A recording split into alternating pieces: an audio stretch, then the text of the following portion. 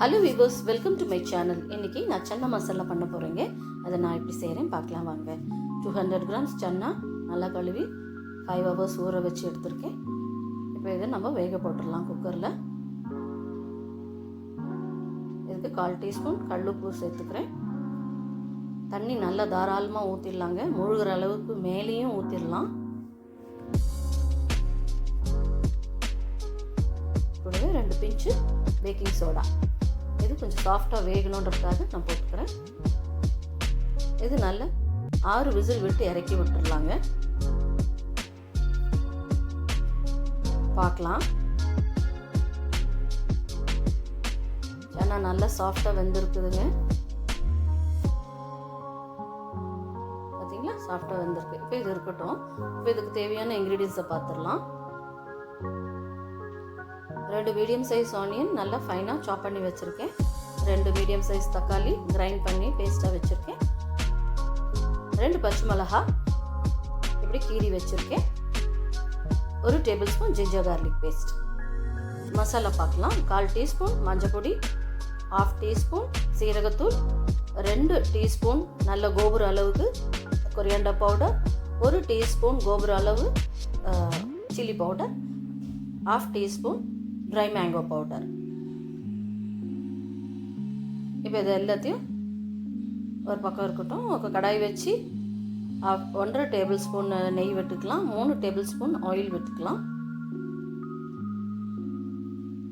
எண்ணெய் நல்லா காஞ்சதும் கரம் மசாலாவை தாளிக்க போட்டுக்கலாம். 3 பட்டை, 4 கிராம்பு, 1 பே லீஃப், 1/2 teaspoon cumin seeds. இது நல்லா பொரிஞ்சதும் வெங்காயம் போட்டு வதக்கி விட்டுக்கலாம். வெங்காயம் நல்லா வதங்க விடணுங்க. இப்போ இதுக்கு கூடவே நம்ம 2 பச்சை மிளகாய் கீரி வச்சோம் இல்லையா, அதுவும் ஜிஞ்சர் கார்லிக் பேஸ்ட்டும் சேர்த்து இன்னும் நல்லா வதக்கி விட்டுக்கலாம்.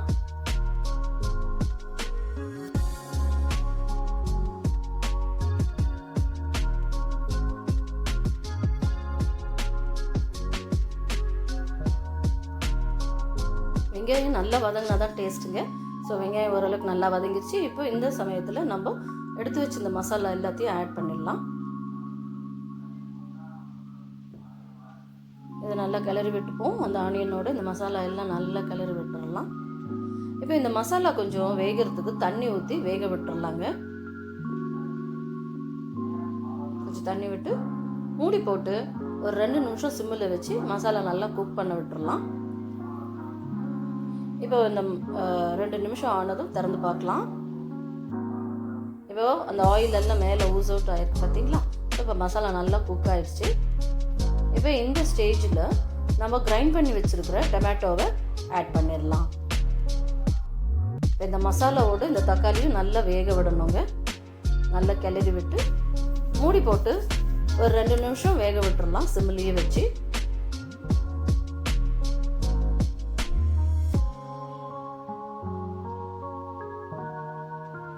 இப்போ பார்த்துடலாம். நல்லா வெந்துருச்சுங்க. டொமேட்டோ அந்த கிரேவியோடு நல்லா வெந்துருச்சு. இந்த ஆயிலெல்லாம் நல்லா கசிஞ்சு வந்துருச்சு பார்த்தீங்களா. ஸோ இந்த ஸ்டேஜில் நம்ம அந்த வேக வச்ச சன்னாவை ஆட் பண்ணிடலாம். அதுக்கு முன்னாடி நான் கொஞ்சம் சன்னாவை எடுத்து வச்சுக்கிறேங்க. இது ஃபைனலாக இதை க்ரஷ் பண்ணி நம்ம ஆட் பண்ணுறதுக்கு நான் எடுத்து வச்சுக்கிட்டேன். இப்போ அந்த தண்ணியோடவே இந்த சன்னாவை இந்த இதில் மசாலாவில் ஆட் பண்ணிடலாம். இப்போ இந்த மசாலாவோடவே சன்னா இன்னும் நல்லா கொஞ்சம் வேக விட்டுறலாம். அந்த தண்ணியும் கொஞ்சம் சுண்ட விட்டுறலாம். இப்போ மூடி போட்டு ஒரு 3 நிமிஷம் நல்லா சிம்மிலே விட்டு மசாலாவில் அந்த சன்னா நல்லா வேக விட்டுறலாம். பார்க்கலாம், தண்ணியும் ஓரளவுக்கு நல்லா சுண்டிருச்சு. இந்த ஸ்டேஜில் இப்போ நாம் 1/4 teaspoon கரம் மசாலாவை ஆட் பண்ணிக்கலாம். கூடவே 1 teaspoon கசூரி மேத்தியும் நல்லா ஃபைனாக பொடி பண்ணி வச்சுருக்கேன். அதையும் இதோட ஆட் பண்ணிக்கலாங்க. இது நல்லா மிக்ஸ் பண்ணி விட்டுடலாம். கொஞ்சம் கொத்தமல்லி தழையும் போட்டுக்கலாம்.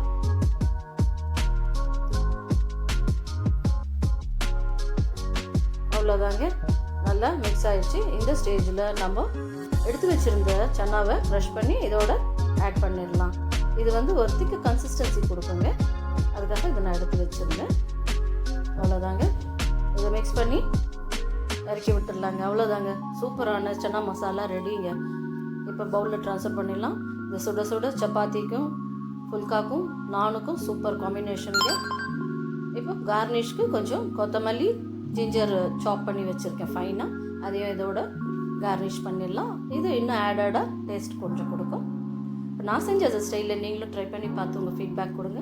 இது வரைக்கும் இந்த வீடியோ பார்த்த அனைத்து உள்ளங்களுக்குமே நன்றி. இந்த வீடியோ பிடிச்சிருந்ததுனா லைக் பண்ணுங்கள், ஷேர் பண்ணுங்கள், சப்ஸ்கிரைப் பண்ணுங்கள். இது வரைக்கும் சப்ஸ்கிரைப் பண்ண அனைத்து உள்ளங்களுக்குமே நன்றி. சப்ஸ்கிரைப் பண்ணாதவங்க சப்ஸ்கிரைப் பண்ணி என்னை மோட்டிவேட் பண்ணுங்கள்.